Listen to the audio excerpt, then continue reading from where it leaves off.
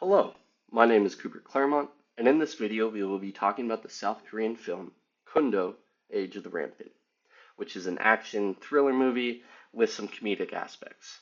We will be going through the director and cast, a brief summary of the movie, the historical context of the movie, and then some of my takeaways.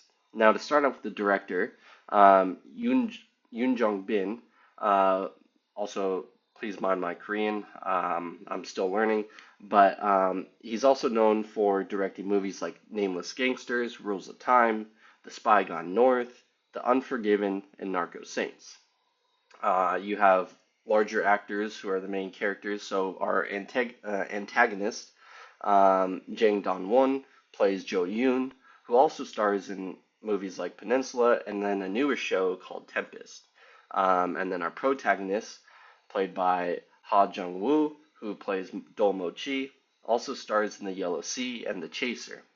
Other notable cast members are Ma Dong-suk, who plays Chun Bo, Lee Sung-min, who plays Dae-ho, Cho Jin-won, who plays Lee Ta-ki, and Han Ye-ri, who plays Gok-ji. Now, this movie was released in 2014, however, it takes place during the mid-19th century in Korea in the times of the Joseon dynasty. The story follows two main characters, Do Mo-chi and Jo Yoon. Do Mo-chi starts as a poor butcher who is barely scraping by in life. Meanwhile, Jo Yoon is a young nobleman who is the offspring of a Jiaoseng, also a female entertainer at the time, and noble Jo Young or Jo Won-suk. After Jo Yoon offers Do Mo-chi a large payment for a hit, Mo-chi takes the offer.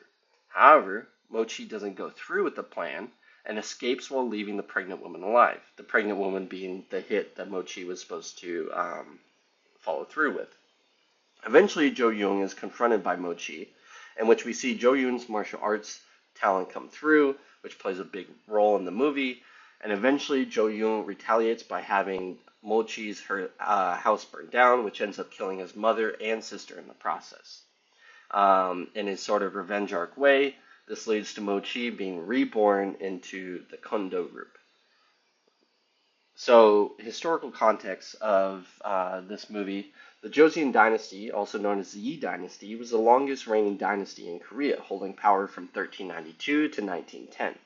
During the mid-1800s in Korea, which this movie takes place in, many people were suffering from famine and poverty, which led to a lot of deaths. The ruling class of the Joseon periods were mostly concerned with helping save themselves, even at the expense of their own people. In the movie, we see the noblemen play on the low literacy rate of the working class by having them sign documents that would eventually lead to the loss of their land. I highly recommend watching this movie because it goes into further detail about how they played on those low literacy rates, and then even some other movies in this class talk further about that and how people were creating small pop-up schools to help actually teach people Korean, how to read Korean, so that way this wouldn't happen again. But essentially, this movie plays on the period in Korea where the wealth gap was growing between the top class and the lower class, as well as the issues in agriculture caused by the horrible weather conditions. So my personal takeaways, there's a lot of things I got from this movie, but without giving away too much, I want to touch on the movie's concept of masculinity and masculine status. When Mo-chi was beginning his revenge with the Kundo group, he was chopping off the hair buns of the male victims. This plays back to Mo-chi feeling powerless and helpless while his mother and sister were dying.